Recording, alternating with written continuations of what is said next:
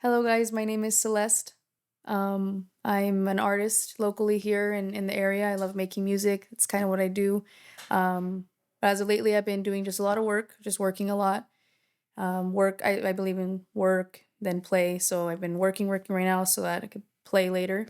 But I wanted to come on here just to challenge myself a little bit, maybe talk about, be vulnerable, something usually that's bittersweet for me, and just speak my truth. But it was also good because I haven't tapped into the artist realm in a while. So, I feel very comfortable with Mr. Carlos and Carla here.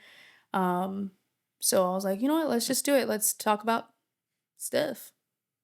If I want to take it all the way back, my mom would always play classical music in my when I went to sleep. Like she would no, we're not doing that early. She would always play the radio on for me, whether it was like Art Laboe or like Beethoven. Um, but she would play that for me every night. And so I think that's where it kind of like subconsciously started. And then that guy that we'll probably be talking about later, not the first story, but the more vulnerable other story. Um, he actually would make music with my dad. So him and my dad were like artists. They were kind of popping in the 2000s. Like they actually had something going. They would do concert shows, and they were a big like group. And that guy and my dad were actually in it. They're actually really good. I can even show you. I think I showed him one day, probably Mr. Carlos one day of like my 2000. It was like very 2000s rap, right? Anyways, one day I went to the studio with him and they were like playing music, doing their thing. And I remember one of the producers, he was not a weirdo. He was actually like a cool guy. He wasn't a weirdo, but he just like sat me on his lap and he was like, I don't even remember, but I just remember sitting on his lap with the computer and everything there. And he's like producing and doing their thing. They're recording in the closet, you know? And I was like, okay, it's just my environment, essentially. Like my environment that I was in, I would either be watching movies in the living room or, just sitting there seeing what they're doing on and making music, right? And his name was P, I remember. And he just showed me and it just intrigued me. And yeah, I think that's what inspired my music. And then I initially started to take it a little bit more seriously when I like throughout high school I would like dream about it all the time. Like be in class, like with my earphones in, just thinking I'm gonna make music. I'm gonna make music. Like I already know. And looking back at it now, I wish I would have taken like action earlier. I was just a little immature, but I think like, sometimes I think back like, hey, what if I would have started right then and there in high school, like making music where I would be now? But I like to believe everything does happen for a reason, but I would just dream about it all day. And then finally I graduated and I was able to make my first song. I would get invited on doing songs like um well, the first song I got invited to just do like a chorus and then it just kind of trickled in and then I started going to the studio. First couple of songs were just like features and then I started doing like my own stuff. I guess that's kind of where I'm at right now. I haven't released anything much more. I have some songs released, but I think I was always like a perfectionist. And so, but it's kind of an excuse to, because I have fear, I'm like afraid. And so it's like an excuse of that. Um, but yeah, that's kind of where it's been. I've been trying to get back into it. It's been a year since I've really actually made music like how I used to. So I'm just trying to get back into it because I feel if I don't do it for a while, I feel like lost without it. Like it starts to steer me off track. And I'm like, okay, something's off. Oh, it's probably because I haven't done what I love, in a long time. Because I had this amazing apartment, right? And I felt proud of myself because like I worked hard. It's probably been my dream to just like it has been my dream to just have my own spot, my own space. So it was kind of living like the dream life at the time, like working at the casino, having my little spot. At the time I had another roommate and I just felt like something was missing. I'm like, I don't know. I guess it was God, a higher spirit, whatever you want to call it if you're not religious, but I am and I believe in the grace of God and he just tells me like randomly, he's like, "Okay, do this, do that." Um I guess call it the Holy Spirit. I don't know, but I just had woke up one day and I was like, something's got to change. Don't want to do this job. Okay, bye. And that's kind of how it happened. And then I started to look like the little, oh my gosh, it's like hitting me right now that it was God all along. But in my head, it was like, oh, Holy Spirit, sales, sales, sales. Like who randomly thinks of that? Like, what explanation is there for that? You know what I mean? Um, but it was like sales, sales, kind of whispering business, entrepreneurship. It's weird how God works. But and it's weird how I'm like pinpointing it right now, how like talking it out. But yeah, and then I just started just oh well, I kind of had senioritis. I actually got let go from my position because I was stupid. I became careless. I was caught I probably shouldn't say it. But I was caught I mean, it's federal property, it's a casino, right? So they caught me on the cameras. I was already on a thin line with them. I just hit my wax pin really quick and they like technically I actually found out that I didn't have to give him what I had because he was just like, "Hey, what did you put back there?" Like, "Hello, it's like my I could have said my vape, whatever." Anyways, ended up being like this thing. I got called up to the office, yeah, at the casino. It was like a big like I didn't think it was that serious. I was like, "What?" But it just turned into this whole thing. The detective escorted me through the casino, like up into the special room. It was literally like the movies. Like this girl came out and she was wearing like glasses. Like I shit you not. I'm like I almost didn't.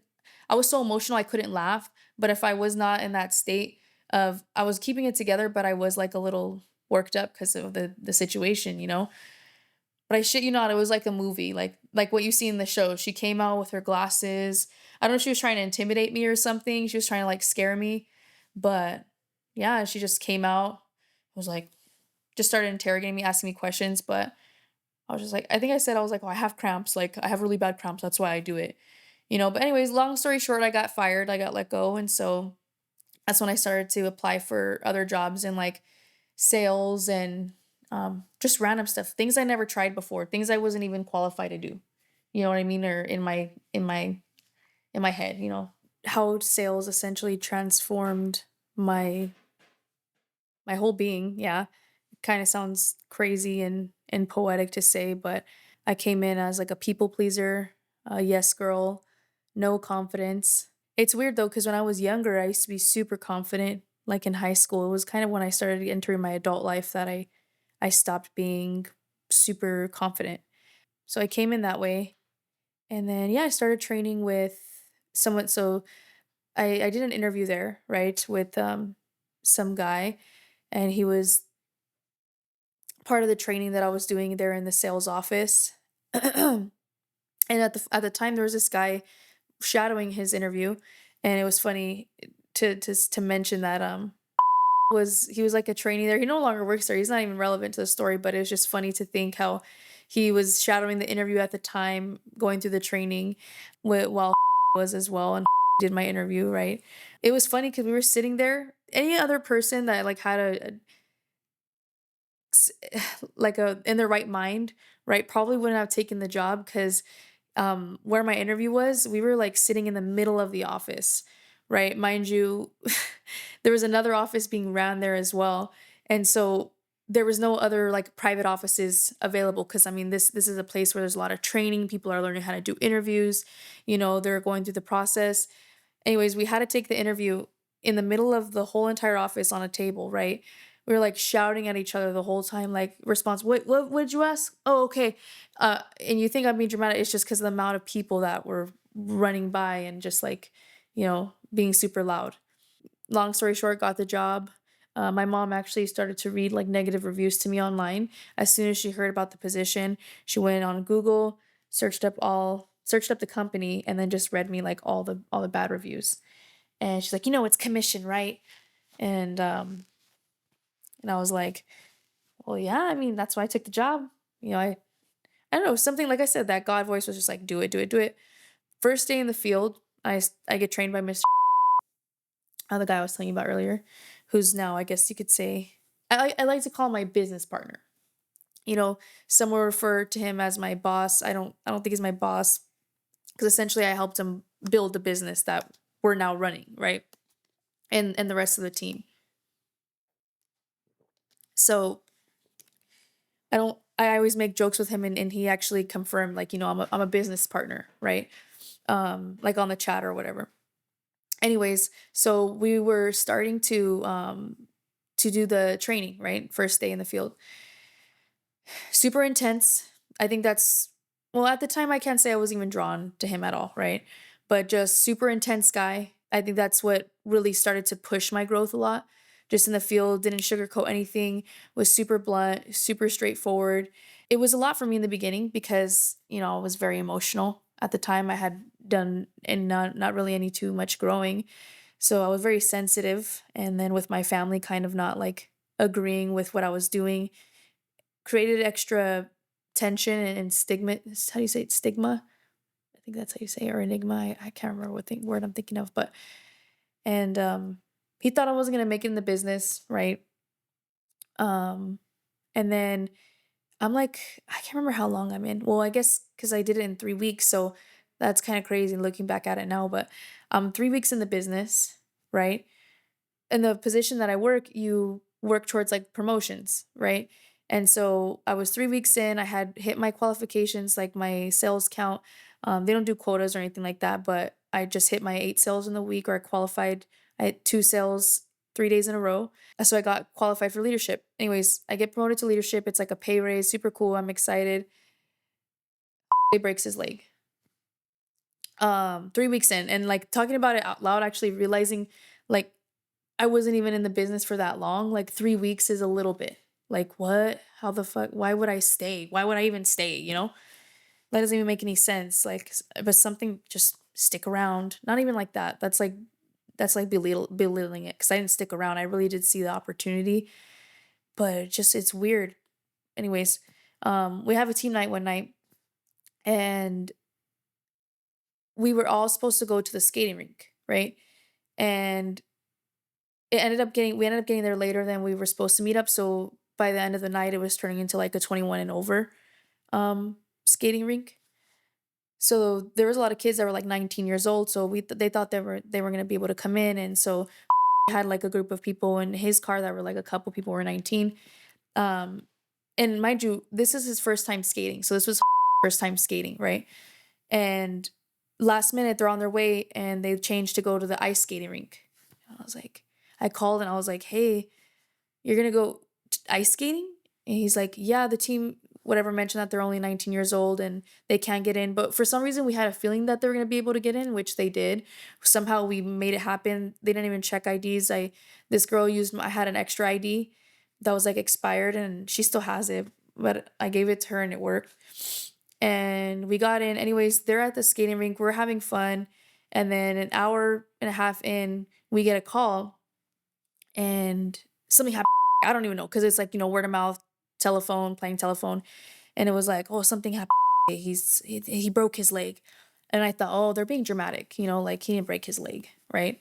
And I get more information. Turns out he did break his leg. He fell at the ice skating rink, broke his leg, right? And a part of me was like, obviously that I didn't put no bad juju, but like we had to stay together as a team, and who's to say? It was just a huge coincidence, but it was like I didn't think it was a good idea. Basically, my intuition was sparking up. I didn't think it was a good idea for him to go, and he ended up breaking his leg. And it sounds so fucking bad. But anyways, I had just gotten promoted to leadership, right? And he was like my mentor at the time. And so when he broke his leg, he was out for like 5 months. And I was just kind of maneuvering through everything on my own. And that was really hard for me, I think, because it would have been really nice to have someone there while I was going through so much change and like, yeah. Whew. But he was just, I think because he was going through his like own thing at the time, like it makes sense. Like I'm not even telling you the important part. So he was about to get promoted into management, right? How could I totally miss that? So he's about to get promoted into management, and then just breaks his leg, is out for 5 months, loses his whole team. At the time, he had, I think, like 12 or 13 people on his team, me being one of them, or maybe making it 14. And when he broke his leg and left, like little one by one, like everyone left, like everyone was gone. Obviously, it makes sense. The mentor's gone. I was just like focusing on my sales and developing and training people. Um, and somehow I ended up being like the last person on the team, on his team, and I was still representing, hitting my goal, my personal goal every single day of 2 sales.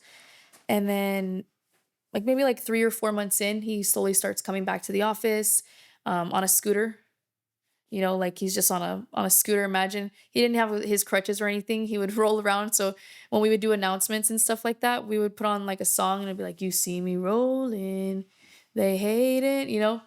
Um, but yeah, and he would come in anyways. To put a long story short, never in a million years did I think that you know there was never any feelings. There was never any feelings. Never feelings like that ever got involved because I don't know, I always saw him in a different realm, in a different light, but he would always just pick at me in a good way to like make me grow, essentially. That's kind of what I was like telling you guys earlier. So it was like a slow progression. He would challenge me in ways that I needed to be challenged. I grew a lot because I was very emotional, like how I mentioned, and stuck in old ways, very selfish, I wouldn't think of others. Never thought I could be in a position of like having this confidence and seeing myself doing something more.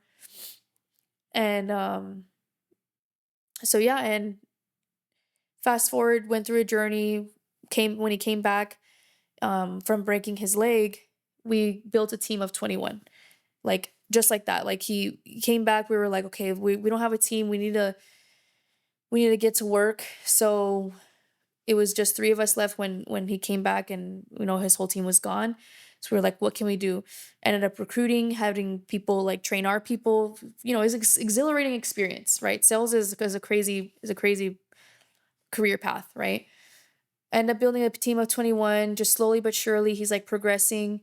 Um and then towards the end when he's about to get promoted, we start recruiting like the people that are still like the OGs of the office now, you know? And he gets promoted out. That's kind of when it started for me to like, I wouldn't say catch feelings, just maybe more so like crushing. I started like crushing on him a little bit, which was weird for me because mind you, us getting close, which this is why I want to be careful. I probably what I talk about because we're so locked in that I even feel weird talking about his like business like that. But for the sake of like everything, I I also feels good to release as well. Um, but yeah, he's just never in a million years did I think that. And I think there was a time where we both kind of started questioning on each other. And he actually confirmed that like later on. We had a conversation about it, and that there was at some point where he was crushing on me too, which maybe did get in my head a little bit, right? I'm like, oh, crushing on me too. Wow. Nice. Um, but got promoted. What ended up happening? I remember on the day of his promotion, this actually still it doesn't haunt me as much right after it happened and like haunted me, but I didn't speak at all, like at all, and it's crazy because Carlos mentioned it earlier about how we like shouted each other out on the story and stuff. That's like that was at my promotion when I was getting promoted up into leader or seniorship, but at his promotion into management, I didn't talk and I regretted it so much. I think I overthought. I like overthought so much that I got scared and I just ended up being mute at his promotion and I ended up regretting that instantly. Temptation is so real and to I'm gonna probably venture off again without trying to, but the song that we made with I can't remember the producer's name that made it, but at the time I was actually dealing with temptation, and that's those lyrics inspired. I can't remember what I said. I have to listen to it again to remember, but it was very catchy. But at the time, I was dealing with temptation, right? Particularly temptation in the workspace and being in a relationship, right? I feel like this is probably like the most human thing that a lot of people should feel bad for, right? If they do act on it. But I will say that people necessarily shouldn't feel bad for temptation. It's just like the decision that you make with that feeling. Like, do you go the right route or do you go the wrong route? Obviously, the right route being staying true to your partner, not falling into those feelings, not actually, I would say, taking actions to put energy towards it more, you know. And I think people understand what I mean by that. But just like the intention, right? Not having those intentions, though the thought is there of like the temptation, not having like the intention of the temptation, like being like, okay, yeah, so because I'm tempted right now, I'm just gonna like look super good, or like, just little things like that. So it was a very hard thing. In the beginning, it was nothing too big. Like when I just started to have that crush, I did very well at ignoring it because I was like, no, no, no. And I not that I don't love, my it's so weird to say my ex because it's so weird. It's so fresh, but that's so weird. Because I don't think that we're not completely broken up, but right now it sounds stupid. We're not taking space because we're not together. I don't believe in that. Like you can't take space, either you're together or you're not. So right now I would say we're not together, but it feels weird because a part of me still wants us to be together, but a part of me also knows like how selfish that would be.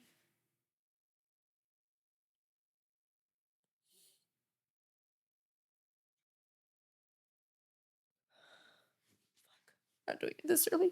Cause he's an amazing guy.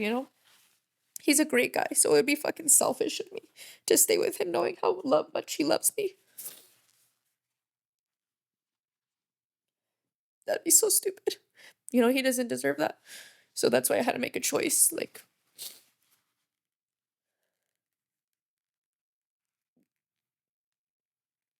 because once I started to feel that, I was like, no, it's not fair to put him in a situation like that.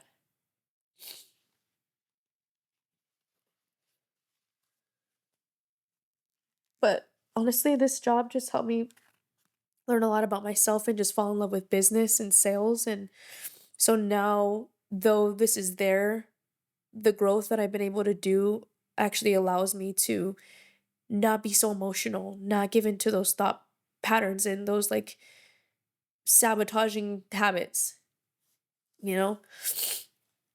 Because like before, I would be like super emotional, like obsessed. Even when I was crushing on him, it became like a problem, like I was like not doing the most, but I was doing a lot. And I was just so like, like me. I like you so much, and I was like, whoa, I gotta step back.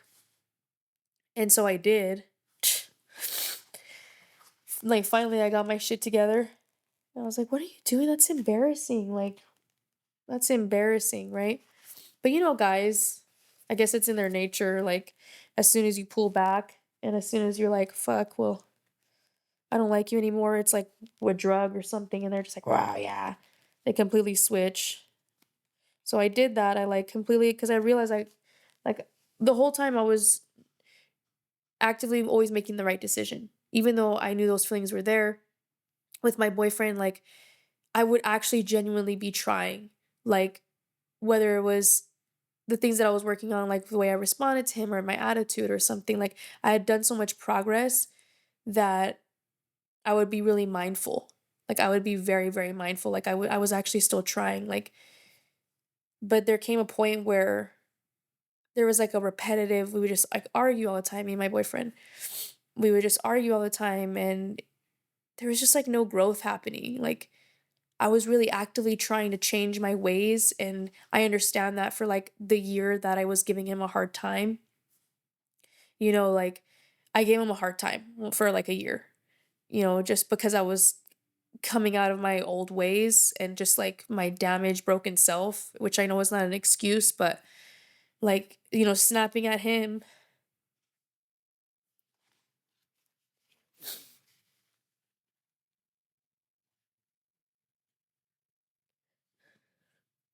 he did help me a lot because now I learned to not react about everything so dramatically.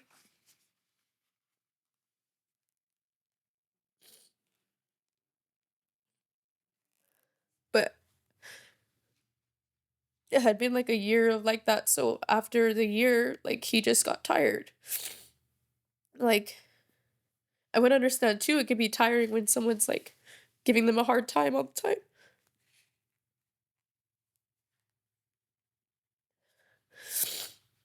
So it got to a point in a relationship where there was a lot of resentment. And that's why I was more patient. That's why I would just do that little extra care because I understood that I had given him such a hard time. Like there's gonna be resentment. So just how we would respond to each other was like not it just became like really I don't want to say toxic because it wasn't that bad, but it just wasn't like healthy anymore. Like we weren't talking to each other like how we used to. And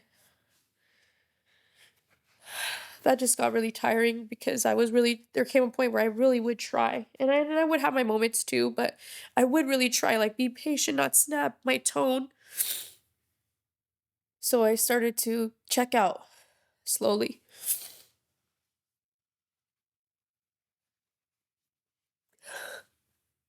Like saying it out loud is making me like realize it, you know? And it was not fair to him because I really was trying, but I did slowly start to mentally check out. And so I had to make a choice because I understood it wouldn't be fair to him to be with him because of my own selfish needs because I know he does take care of me so well. So it wouldn't be fair because that's like an easy decision to make, just stick with him because he would do a lot, but since he got to that point of resentment, like driving to me was a problem now. Like before, like he would drive no problem. Just little things like that. Like, oh, it's far. Oh, it's late. It's not fair because, he didn't deserve for me to check out because of my actions in the beginning, you know? But yeah, I guess in a sense, yeah. Well, I feel like I had resentment from him, like, not growing.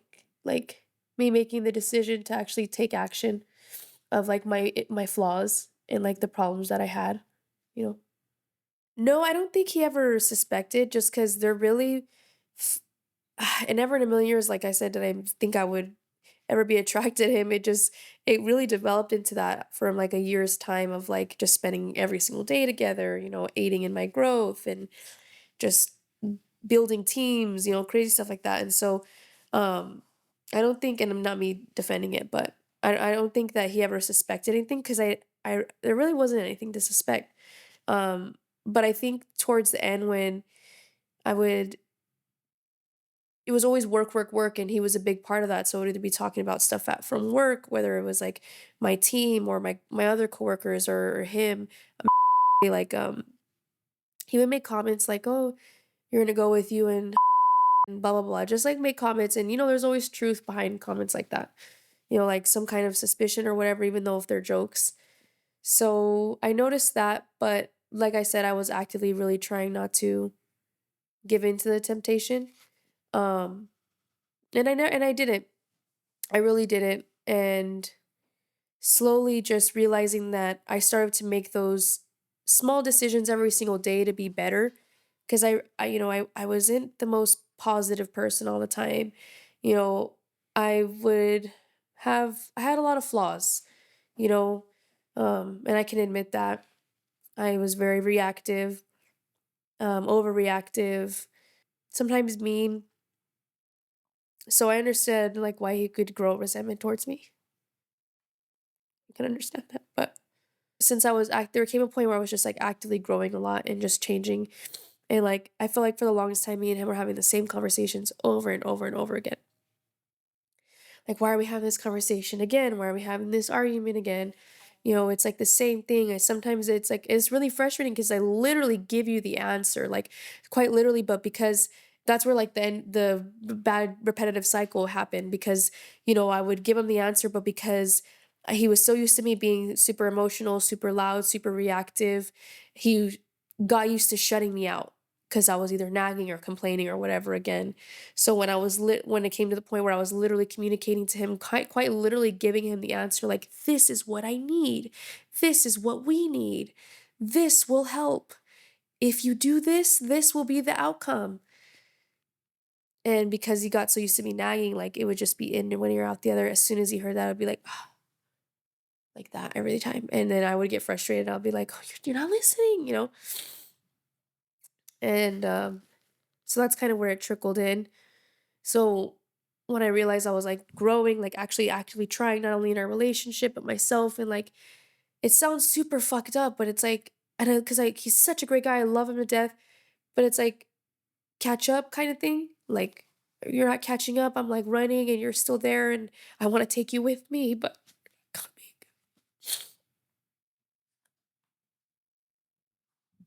Cry because I'm tired of making ugly crying faces. I don't want the whole video to be ugly crying faces, so I'm really trying to keep my composure. But yeah, I just wanted him to come, but he just was not getting the drift. So yeah, and then that's when like me and my boss started getting closer. He really just became my best friend. He really is my best friend. That's there's not even after what happened on vacation. Dun dun dun. Nothing's weird. Like it's not awkward. And we didn't even do anything. We just like kissed. That's all. We just made out, if that makes it any better. We literally just made out and just danced the whole night. Got drunk and we just danced, and I did go to his room, but I think we were in a good place where we can make rational decisions. We weren't like totally blacked out, and it was an amazing night. He ended up crying. I think because I was like, we just had like, a moment, whatever. I think like he was asking me one time when in the middle of kissing, he's like, why? And because he's very logical, so it's funny to see how that was like starting to come back, even though he was like a little drunk, and he was like, why? And I was like, honestly, I was like, because you helped me grow. And I was like, and honestly, I think I'd do the same for you. And he's a little twisted, so he was like, how you do? He just like put his head back and he's like, you do, like realizing it. And it's just funny. So that's why it's like little moments like that. He's my bestest friend. Yeah, I'm happy to be able to run a business. I can go into that, but I don't want to make it super long. So we just have a really special connection that I've never really felt with someone before. And it's weird because it wasn't always romantic. It wasn't always romantic. It started off actually platonic, like very no attraction, no kind of sexual feeling. Even then, there's not really any kind of sexual feeling. In my head, maybe I'm like, yeah, but then like I feel like if it was really came down to it, like it's not there yet, like because we're just so close. It's weird. It's like we're best friends, but there's like that attraction there. So it's like a weird thing to maneuver.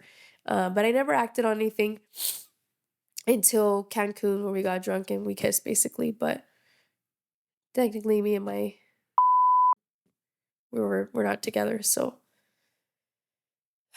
I think it got to the point where we were fighting, same conversations. You're not growing, and I'm trying to grow.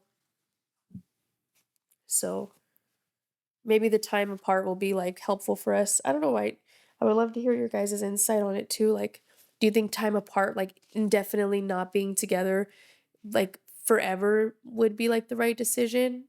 Like, what would you do if you're in my situation? Like, or would you take the time apart and see if you come back together, or would you just like be like, oh no, I'm not gonna come back to that at all, or try again?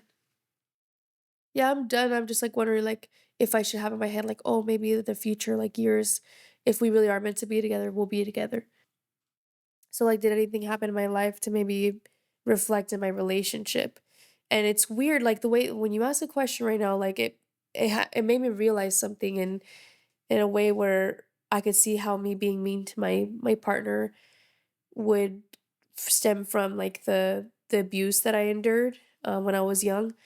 Because now I just clicked it together because that person cared about me. He was supposed to be someone that took care of me, that loved me, but he like betrayed me in probably like the worst way possible. So now that you asked that, like actually thinking it, being like, well, I found someone that cared about me and that loved me like a lot. And so maybe that's where I don't want to make an excuse, but like that's where like it triggered, you know, that kind of response, like fight or flight, because like, well, I never found that. No guy ever really cared about me. It was just always like hookups, like mindless thing. I think I dated like one guy for like 4 months that was like actually serious in my 20s, but like it wasn't anything crazy, you know. Yeah, I did certainly think that my self-worth wasn't there at all. And that's what's so fucked up because I do feel like, Jose does bring that out, like somehow because he makes me like self-sufficient. He's like, no, you're gonna not be dependent, like just by what he does, like how he treats me, like the challenges. Like, so I'm telling you, like karmic soul ties are real and they're supposed to teach you great lessons, and they're not always gonna be the love of your life though. So that's why I also am not thinking like that either. I'm really trying to look at it at a good perspective. But back to the trauma, the traumatic part. I mean, yeah, I mean, I feel like that definitely affected me in my life, in my relationships. Just because I was so young and it was such like a big betrayal. Yeah.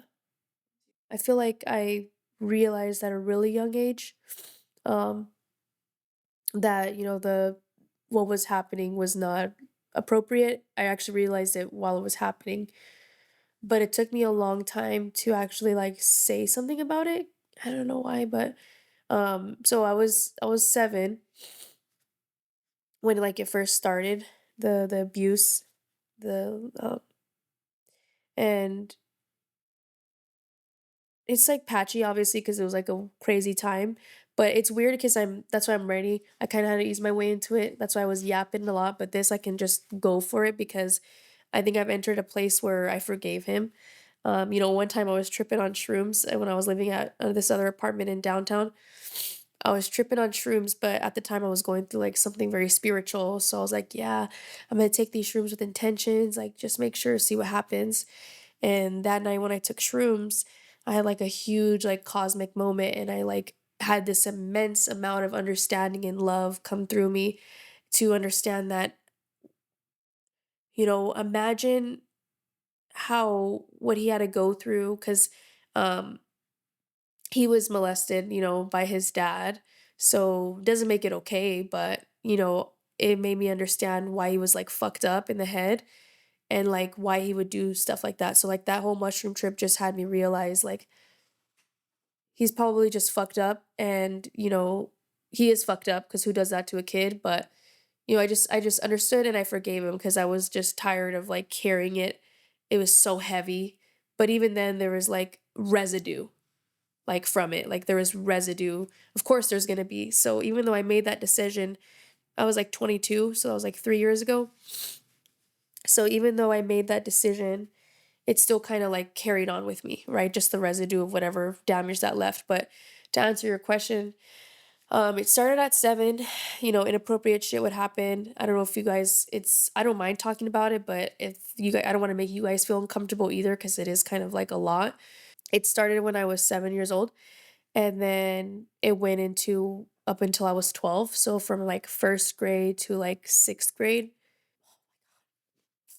See, when you say it like that, it sounds weird, but I never said it like that. But from like first grade to sixth grade, it was like happening. And I think I'm just gonna mention because this is all I remember, but just like the turning points of these like big ugly actions happening in my life. But there's just a lot of hurt and stuff that comes from behind it because my mom's a great mom. She had no idea that it was happening, right? But I remember there was one time and I don't know if my mom has like manipulated me into thinking this, but apparently it was a dream, but I remember it was real that I told her. But I didn't really tell her. Like I remember I was with my grandma and with my mom, and I remember I wrote it on a piece of paper because I couldn't say it out loud of the first incident, which is like something that he had me do, right?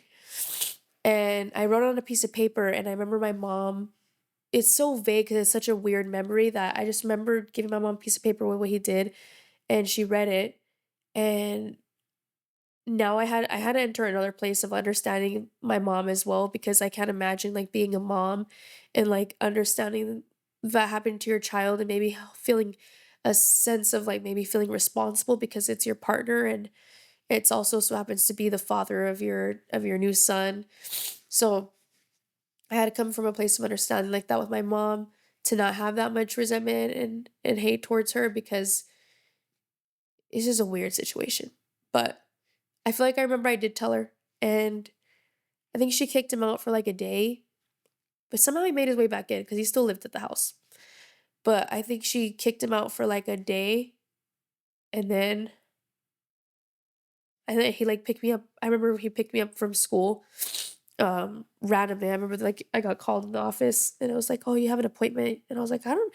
Usually, my abuelita or my mom would tell me I have an appointment, and so I was like, "I don't remember having an appointment today." And he like took me out of school. And that's like where I guess even talking about it just kind of angers me, but I've let it go, so I'm not even gonna carry it with me. But it's like we're dealing with a predator. Like he was able to fucking pick me up from school like nothing. Like slipped me right out of school. Like, oh my god, now that I think about it, saying it out loud, it's crazy. But he took me out of school, and I remember we went to McDonald's, and he got me an ice cream sundae. The fuck? Like, you know how to get to a kid's heart, right? Sweets. Um, but it wasn't even the Sunday. I just remember we sat in the parking lot, and we were in his work truck, and we were sitting there eating the sundae, and I was just like weirded out. I'm like, what's going on right now? This is a lot to process. And then he just started breaking down crying. He was like, and I was like, and it's so funny because I've always been the same. But even then, I was like, is this man really? Like, I was really having that reaction at 7 years old. I was like, is he really? And he just started crying. And then, yeah, so he's like literally a grown man crying in the car. And I was like really confused because I felt like I should have been comforted. And so maybe that's where like the traumatic part's probably happening. But I feel like I should have been comforted, but I was comforting him, you know? And I was like 7, and I was like, what the fuck's going on? It's just weird. But he apologized, kind of broke down, said he was sorry, and then I was like, okay, it's okay. And I was like rubbing his back. I'm like, it's okay, you're fine. And then somehow, like I said, it's very fuzzy time because it's like a really weird time. But he moved back in. Somehow he was back in the damn house. I don't know if anything happened after that. It was kind of foggy. So I know living when from 7, nothing else. Oh fuck, no stuff is coming back. So maybe I just dug it up in my brain. But I remember stuff started happening when we moved when I was like 9 years old, and we moved like into another house, and he did some like fucked up weird shit there that definitely did affect me, still sometimes does in my adult relationship life. But just to confirm, I was never raped, don't worry. You don't have to, and I don't want a pity party. Thank God. I know that sounds fucked up. People go through worse. Thank God I wasn't ever fucking raped.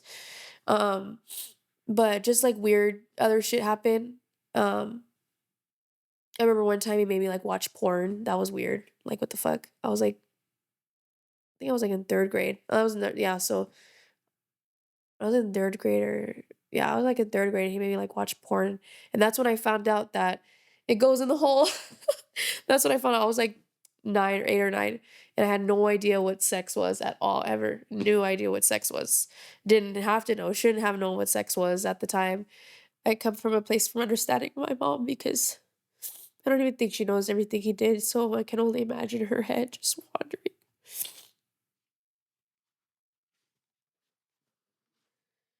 But anyways, he finally moved out. And then trip out. It's actually gonna connect to my boss in the end, and that'll be like the grand finale. Like that actually will tie it together. It's weird, and it has you're gonna trip out. So, but he moved out. He got this girl, right? Her name was you don't have to bleep out her motherfucking name. Her name was right. She's an evil girl. Um, it's crazy to think about because the abuse went on till I was 12. So from 9 to 12, he lived in this house. And when I got older, so like about 11 or 12, that's when he got this evil girlfriend, right? Uh, she never liked me. I don't know what it was. If I don't know if it was like my mom. No one really liked my mom. All the girls would hate on her. I don't blame them. She's a baddie.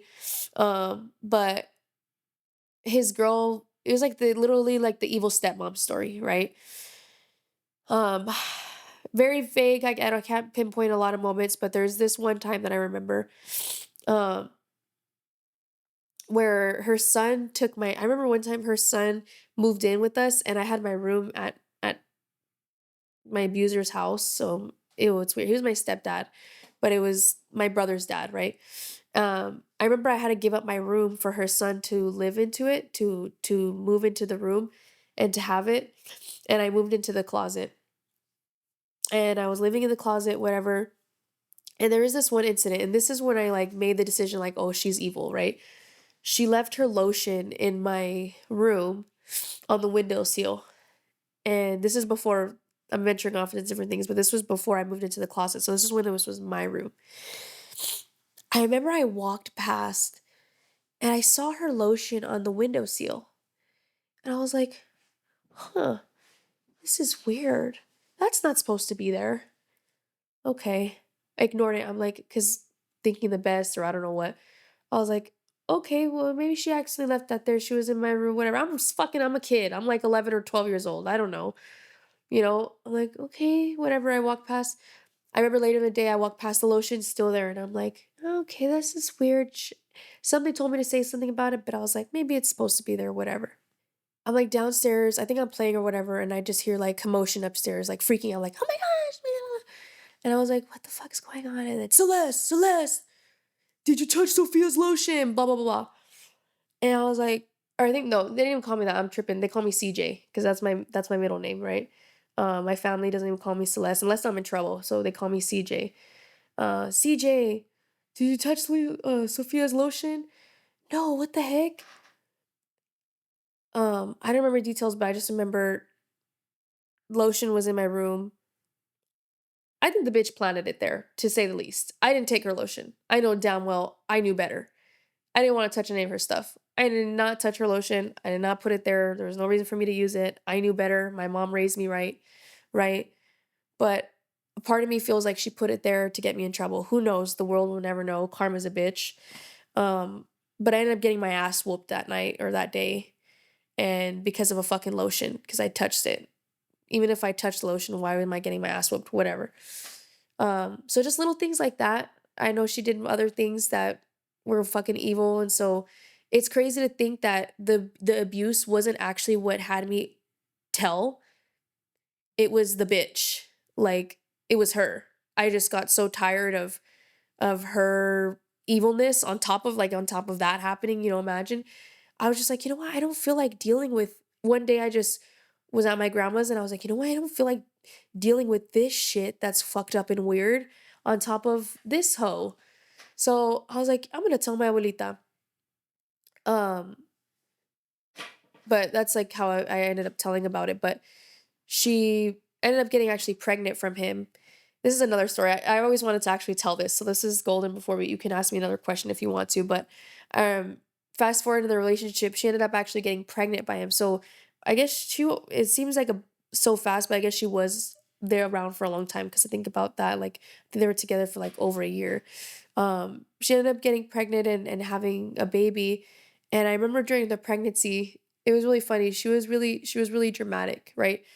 I remember one time we got home and she was like showering and it just I knew it was an act and I'm not disregarding anything, but knowing how evil she was, like I remember one time she made him go get this like juice that she wanted, which I understand we have cravings, right? He goes to get the juice, but she was like in bed, like super not okay. And then he fell asleep and he took a nap after she got the juice. She didn't even drink the juice, but I remember she wanted the juice because she couldn't eat anything, right? And maybe it's because he fell asleep. But he fell asleep and she got up and went downstairs. And I remember I hadn't eaten. And she just like ate like a bunch, like she ate food and didn't offer me anything. And I remember that just stuck with me because I was like, you were just like giving him such a hard time and you were fine. But who knows? Yeah, I maybe it like changed. But I just started seeing stuff of like her character, like just things like that, like the act, even before she was like emotional and stuff like that. But anyways, one day I just told my grandma and I was like, I didn't want to go. I didn't want to go to his house. So I finally just told the truth and it became this whole thing. My tia worked at our school and she was with the security guard there. And I remember she kept asking me, "What's wrong? What's wrong? What's wrong?" And then I ended up telling her, and then it became this big thing. She told the security guard, and because it's educational system, he had to report it or whatever. So I know it sounds fucked up, but I don't think I would have told to that extent for him, and I'm glad everything happens for a reason because I don't know what would have happened from there. He ended up getting put away in prison. I got called out of class. I got called out of class one time and just got questioned by a police officer. April Willie, I still remember her name, and she just started recording and then asking me questions, and then yeah, the rest was history. Um, then we went on trial, and then all that crazy stuff happened. He got locked up. For maybe like a young girl or a boy, because that can happen to boys too. And I have connected throughout my life with boys who would trip me out because I didn't think it could happen. And that was so ignorant of me to think that. But I've also met boys who've been, touched in inappropriate ways or had to do inappropriate things with people that they've trusted and known. But the question was, what advice would I give my 10-year-old self who's going through SA? And this is a really good question because I'm going to just automatically tailor it to kind of my younger self. Like if I could tell my younger self and also to maybe, a young girl or any girl or guy who's maybe going through this, my biggest advice would be a few things. The first thing, most important thing I think would have to be, and this is going to be controversial and like biased, but I would think about seeking to understand the person who hurt you, which is really hard to do because I think a lot of people have like a lot of resentment and hurt and like which is valid. That's completely valid. But I think trying to understand why a person would do that and like what caused them, like what's if there's something wrong with them, if they're mentally ill, which obviously um and then just forgiving them. I'm not saying what he did was okay at all. I wouldn't tell a 10-year-old, everything that is it was okay. No, I wouldn't also tell them probably you have to forgive them because that's too much for them to understand. But I would start off by saying, like what happened to you wasn't your fault. You couldn't have done anything in that situation. Uh, well, that's what kind of haunts me as well. Because that kind of abuse, oh, I know what I would say. Don't feel weird and icky for not doing anything or saying anything because when things are like that are happening, you like at least for me, I froze. I was just like numb. I was like a dead fish. I was just like, I don't know what to do. And I always thought like it was weird that I didn't and that I didn't react like, stop, no. Because it was weird. It's a weird thing. But I just want to give advice to people that go with that. Like, it's you freeze. You freeze. And if you froze and you didn't scream or say something right away, that doesn't make you disgusting. That doesn't make you weird. You're a fucking kid. You didn't know you're a kid. Like what are you supposed to, you're not supposed to know what that is or anything. You don't understand. So I would say it's okay that you didn't react some kind of big way right away because it's a lot to process. It's a lot to understand. It's a lot to try to grasp. There's a lot of weird things happening. Um, so I would also let that young person know not to carry that with them all the time. Cause then if you don't, I think that's why it's really important to forgive. Cause if you don't forgive, um, you'll carry it and it'll bleed into your family relationships, your regular relationships, your daily habits, your daily life, your the way that you talk, the way that you walk. So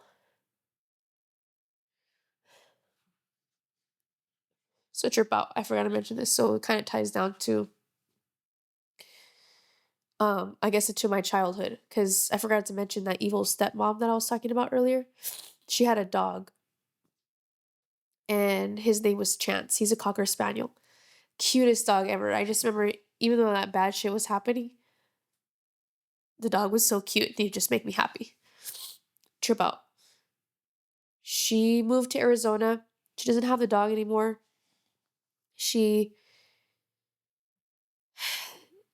the dog my boss has the dog now. He has Chance, which I kind of shut that out as well because what it even explains that.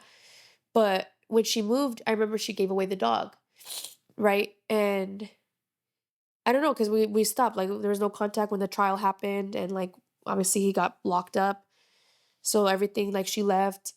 Anyways, this is like when I was 12. So mind you, I'm 25 now. One time, me and my other coworker and my boss and his sisters were hanging out at his house. We're having some drinks, and I go in there, and when I get there, I see the a cocker spaniel, a golden cocker spaniel, right? And I remember seeing like familiarity into it, and I was like, "Oh my god!" But I was like, "I don't know why I recognize this dog. This is so weird." And I remember thinking at the time, "Why is this dog here?" I wouldn't imagine them to have a cocker spaniel. I don't know. It was weird, but I just didn't think anything of it, right? And I was like, "Okay, well, whatever." And they never said his name. Never said his name throughout the whole night. And I'm like 3 drinks in, so I'm feeling buzzed, right? I'm not drunk, but I'm feeling a little buzzed, feeling good. And we're like eating snacks, standing in the kitchen, and the dog's in the kitchen, and for some reason, Chance. He's like, Chance, get over here, whatever. And it like clicked, and I was like, what the? I was like, Chance? And I looked, and it kind of clicked all at once. And I was like, there's no fucking way. And I got to my knees, and he like came to me and ran to me and like hugged me. I think like in that moment, he probably remembered, he probably realized, like, hey, I was waiting for you to remember, I was waiting, come on, hello. And maybe it's just a huge coincidence, but once I started asking him like, "Hey, how old is the dog?" I started to notice that things that I didn't notice before, like his gray hair on his forehead, that the dog wasn't actually a puppy, it was old as shit. And his name, what kind of golden cocker spaniel? How many golden cocker spaniels are named Chance? Maybe a lot, but the odds are really weird, right?